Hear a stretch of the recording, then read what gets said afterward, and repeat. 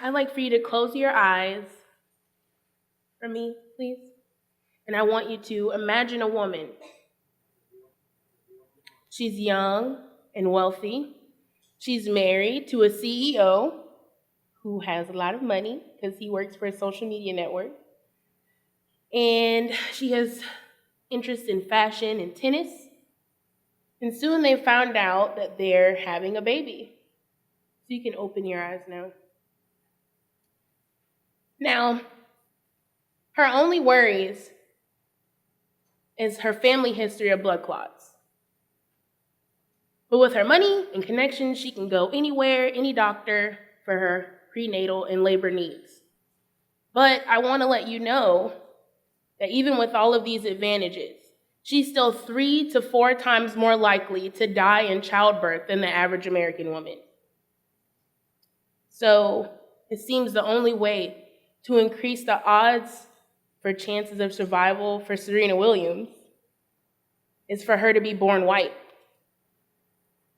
White women die 14 out of 100,000 live births, and Black women die 48 out of 100,000 live births.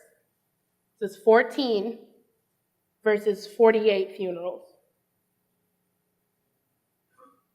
I'm not rich or famous yet, but I too shared difficulties during my birthing experience. Serena was diagnosed with blood clots, so she had dealt with that before. I was diagnosed with preeclampsia. That's a condition of high blood pressure that could lead to heart attack or stroke.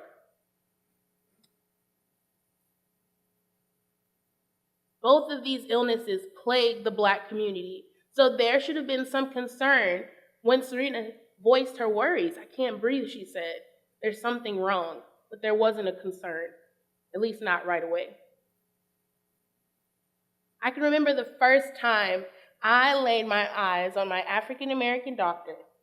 Yes, I'm in good hands, I thought to myself. So I will bring up all of my concerns, especially being a first-time mother. My concerns were quickly dismissed, and my appointment was kept short. Don't worry about it. I found another doctor afterwards. Why do Black women have such a different experience? See, the disparity comes in the fact that modern medicine is often based on falsehoods of slavery. The belief that African Americans don't feel as you do, or can take a lot of pain, isn't supported by any scientific facts. African Americans were even subjected to cruel and inhumane studies that were published in medical magazines and journals. For example, the Tuskegee study of untreated syphilis. From 1932 to 1970, 399 African Americans walked around with active syphilis. Now, in 1940, the U.S.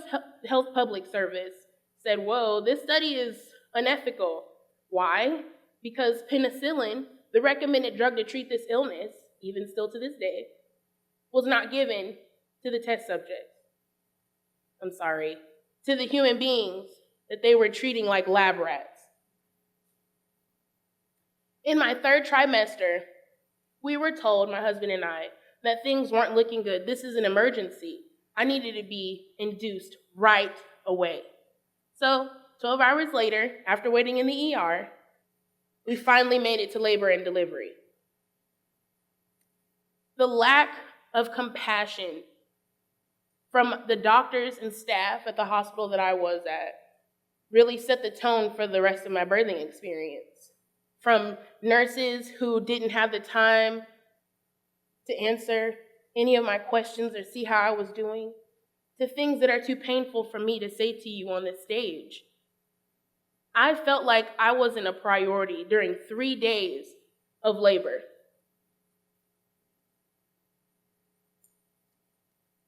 Finally, it was decided that we give birth, a very popular decision, might I add, via C-section, and prep for the operating room began. Upon rolling into the OR, I hear, "Who's gonna lift her up on the table?" And another voice said, I don't know, I'm not doing it. Excuse me? How unprofessional and impersonal those remarks were. You see, I subjected myself to the knife to save my baby. And the person holding it didn't see me. They didn't see a new mother or a loving wife. I doubt they even saw a person. And I wondered how many other women felt the same way on this same table. Leaving the hospital was such a relief. I think a lot of women can agree on that. But what left with me planted seeds of postpartum depression, and it took an argument. And I saw the hurt in my husband's eyes when he told me, I think you need a therapist. You see, there was so much pain around my birthing experience that I only have one good memory, and that's my daughter's eyes looking at me for the first time. My life changed and my heart stopped. This was the hardest thing that I've ever accomplished in my life. And it never should have been that way.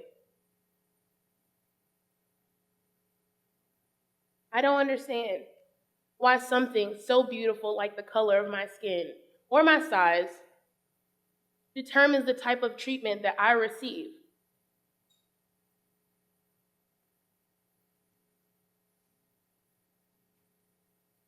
The state of California is introducing a bill that will help push doctors, nurses, lawyers, and court workers to undergo implicit bias training.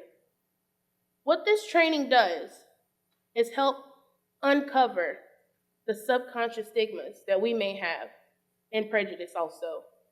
They also help provide skills that will help offset negative behaviors that could come from those things.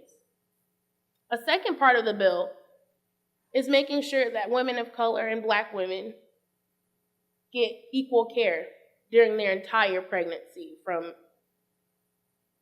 when you first get pregnant till after birth. That's the entire pregnancy. In the Great Depression, women like Margaret Charles Smith, I can't wait to tell you about her. Women like Margaret Charles Smith, she was trained by her grandmother, a former slave, in midwifery. And she caught her first baby at 5 years old. I was making mud pies at 5 years old, not catching any kids. She would go on to deliver breech and premature babies, actually 3,500 of them, and never lose a single mother, despite the modern medicine that we have today, which is really confusing. But the women in the Depression were so overworked and poor that they would have to pay Margaret in produce or maybe even favors, but that didn't stop her. She would wade in deep, muddy, nasty, snake-infested waters to get to her next birth. The dedication from Margaret is so inspiring, and that's why she's being honored today in the Alabama Hall of Fame. I sure wish I had Margaret by my side.